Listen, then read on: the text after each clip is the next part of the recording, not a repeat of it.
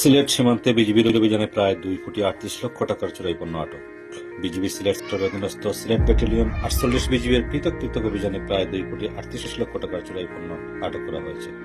শনিবার 16 নভেম্বর দুপুর সিলেট ব্যাটালিয়ন 48 বিজিবির একটি প্রেস বিজ্ঞপ্তির মাধ্যমে বিষয়টি জানানো হয়। বিষয়টি নিশ্চিত করেছেন সিলেট ব্যাটালিয়ন 48 বিজিবি এর অধিনায়ক lieutenant colonel Mohammad Hafizur Rahman PSC. বিজিবির প্রেস বিজ্ঞপ্তি সূত্রে জানা যায়, গত 15-16 নভেম্বর গোপন সংবাদের ভিত্তিতে সিলেট ব্যাটালিয়ন 48 বিজিবি এর দায়িত্বদায়ী সিলেট সুনামগঞ্জ জেলার সীমান্তবর্তী এলাকায় অভিযান পরিচালনা করে বিপুল পরিমাণ ভারতীয় কাশ্মীরি শাড়ি, হাজি শাল, থ্রি পিস, মাইফাই cream, Pond's bright cream, Garnier men face wash, শীতের কম্বল সহ অনেক কিছু আটক করা হয়, যার আনুমানিক বাজার মূল্য 2,37,34,570 টাকা।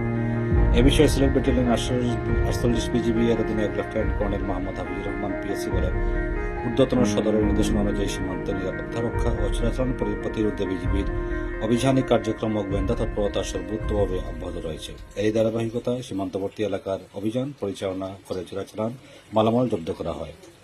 আটককৃত চোরাচালানি মালামাল সমূহের বিধি মোতাবেক প্রয়োজনীয় ব্যবস্থা গ্রহণ করা হবে।